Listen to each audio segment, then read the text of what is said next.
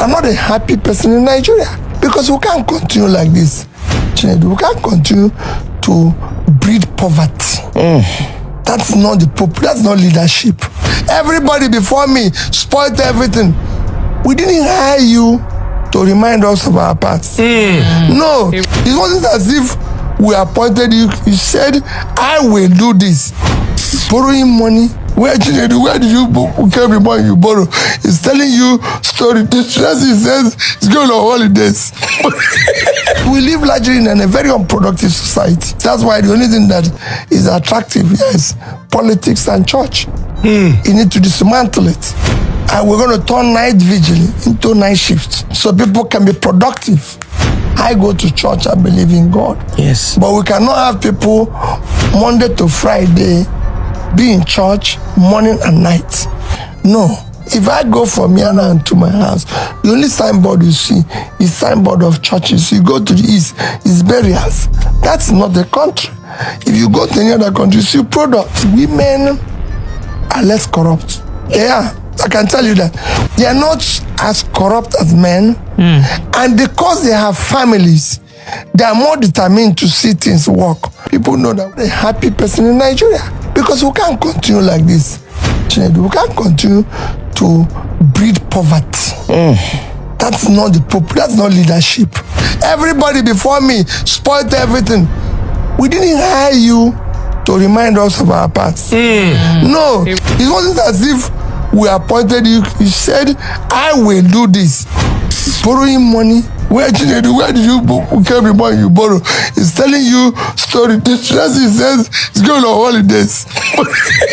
We live largely in a very unproductive society. That's why the only thing that is attractive here is politics and church. You need to dismantle it. And we're going to turn night vigil into night shift so people can be productive. I go to church, I believe in God. Yes. But we cannot have people Monday to Friday be in church morning and night. No. If I go from here now to my house, the only signboard you see is signboard of churches. You go to the east, it's burials. That's not the country. If you go to any other country, you see products. Women are less corrupt. Yeah, I can tell you that. They are not as corrupt as men. And because they have families, they are more determined to see things work. People know that when I was going, we live largely in a very unproductive society. That's why the only thing that is attractive here is politics and church. You need to dismantle it. And we're going to turn night vigil into night shift so people can be productive. I go to church, I believe in God. Yes. But we cannot have people Monday to Friday be in church morning and night. No. If I go from here now to my house, the only signboard you see is signboard of churches. No matter what my wife do today, I can't submarine her and I can't separate with her. I can never, even if he likes, let her shoot a gun to shoot me. As long as I'm alive, she's my wife. That's it. That's me. I can tell you that. As long as I'm alive, I won't marry, I won't have anything. She is my wife. That is sealed. Finish. No matter what she does. No. Whatever she like, let that do. Because what is she going to do that will offend me? What? Maybe have an affair? It's her business. It's not to me. They will say two of us that are They will say Peter Obi is a very good man who married a woman who is. That's it. Nobody can describe me. You can't quantify me with the life of my wife or my children. No. We have different lifestyle. You know, even if I'm traveling with my wife, people have seen it. People have seen my wife in business class. They've seen her in first class. I'm in different class. And we're in the same plane. Because that's what suits her. We don't quarrel with it. It suits him and it doesn't conflict with my interest. If I travel with her, people will see it. She's in business class. I'm in economy. It doesn't. No, it doesn't. It suits her. We're not quarreling with it. You cannot get money by miracle. I can tell you that. I'm born into church. My brother is a reverend father. He has never prayed and money came into his. We need to recalibrate our educational system. The educational system today is poor. And it all starts with the primary school age. There's low morals, low discipline, That was why when I had the opportunity of serving as the governor, I took school back to the missionaries. Because they had the opportunity of inciting that discipline and that morals and making it work. The most important part of education is basic education. Those who change the world, most of them didn't have opportunity of having a tertiary education. Today, the biggest company that anybody can think of is Apple. Apple was founded by two people who were supposed to be secondary school dropouts. Gucci was started by Aldo Gucci, who is the hotel porter. So I can go on and on. And one of the things I do in life, like I was telling you, is to read about people and nation, how it was created. So it's sort of, once you have the basic education, and that is what is lacking here. We've not been able to train people properly to have proper education that will make them conduct themselves properly, be productive. Because we live largely in a very unproductive society. Nigeria is not producing anything. The only thing that makes, that's why the only thing that is attractive here is politics and church. You need to dismantle it. People need to be productive. How do we dismantle politics and church? If you stop people from stealing public money and use public money for public good, you make politics unattractive. It shouldn't be. What we're doing here is state capture. It's a criminalized entity. So you have stolen the country or the state, so you steal everything that is there. That must stop. The church must teach morals. Church must work. And we're going to turn night vigil into night shift. So people can be productive. We're not saying you shouldn't go to church.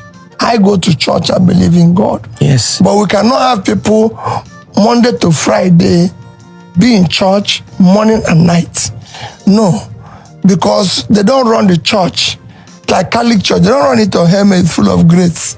They collect money, and that money has to be a function of productivity. So they need to work on it. So these are things we need to work on. So people have the thoughts, the writing, when prayerful, must go to work. Because it is the work that helps the society. Society must not prayer. No. Prayer is after work. God can only bless hard work. He cannot bless you for sleeping. So if you like, you forget about what anybody tells you. Anybody who tells you that you got a lot from praying should be arrested. You are stolen somebody's money. Simple. But what of the prayer in the church that they say a prayer for Nigeria? Raise your phone. Miracle alert will enter your phone. It cannot. It's stealing. You cannot. There's no miracle. You cannot get money by miracle. I can tell you that. I'm born into church. My brother is a reverend father. He has never prayed and money came into his... What about grace? Some people have grace. No. That's what I'm saying.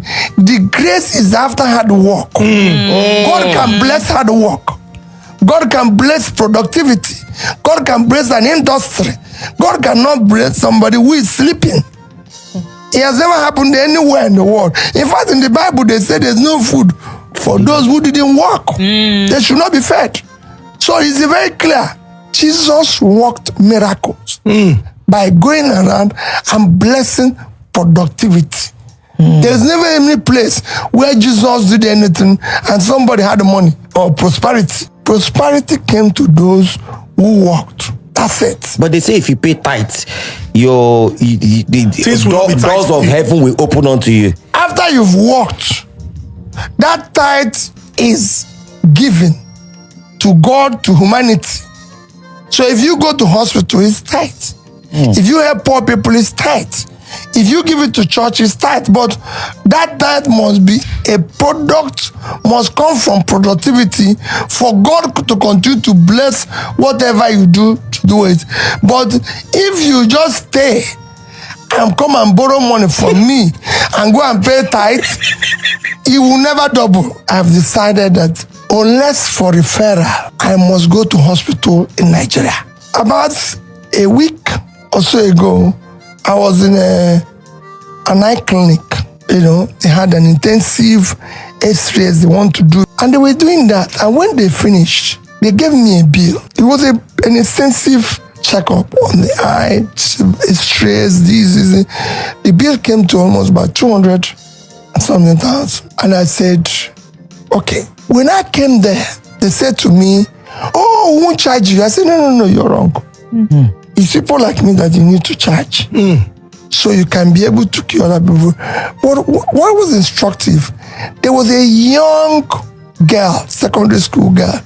The mother brought her. I think something happened. Either the mother or the father was driving with her, and there was something that happened, and the airbag damaged one of her eyes and all that. And they have finished doing everything on this young girl, and they gave them a bill of about 41,000 naira. You could see the mother feeling a sense of, oh, can we get discount? And I had to look at the sister in charge and say, put it in my bill.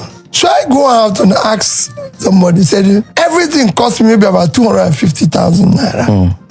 If I had done that same examination in UK, where I normally go, I can tell you, so what I paid now, using even 2,000, it's around 25 pounds. That thing would have cost me, that's including the glasses, so it would have cost me at least 1,000 pounds. Oh, it's far. Plus going to London and everything.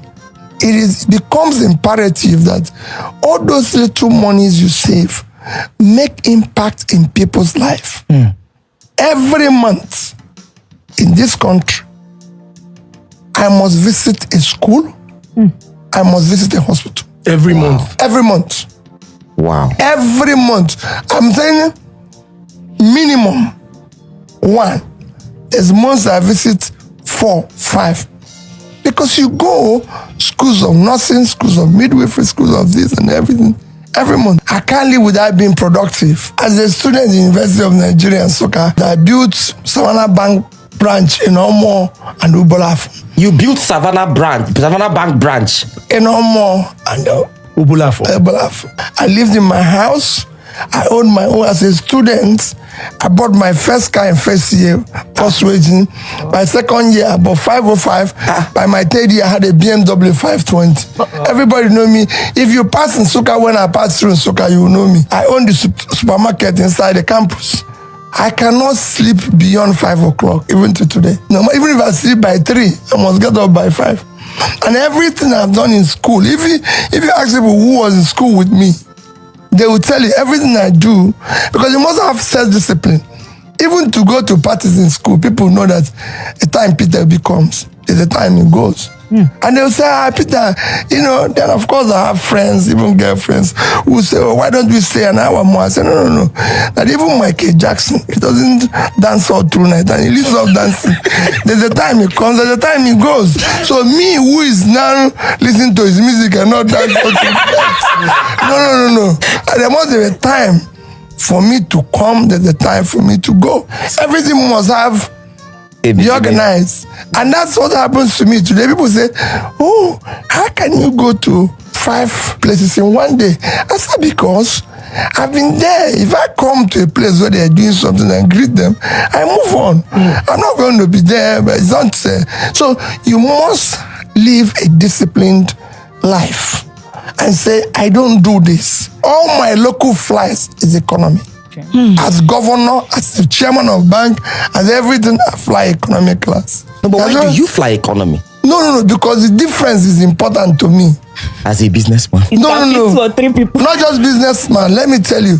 Somebody asked me one day. That time economy was about 55,000. Business class was about 150-something thousand. And he said to me, oh, Peter, it's just for your comfort. I said, no problem. We drove to his local community market. And I brought out 50,000 naira. And I called the women who are selling granota banana there, and I gave them 50,000. He saw the impact. I said, that's what I just saved. In life, unless the poor people are happy, the life is not worth living. When you are, say, the richest, yes, it is God giving you opportunity to care more.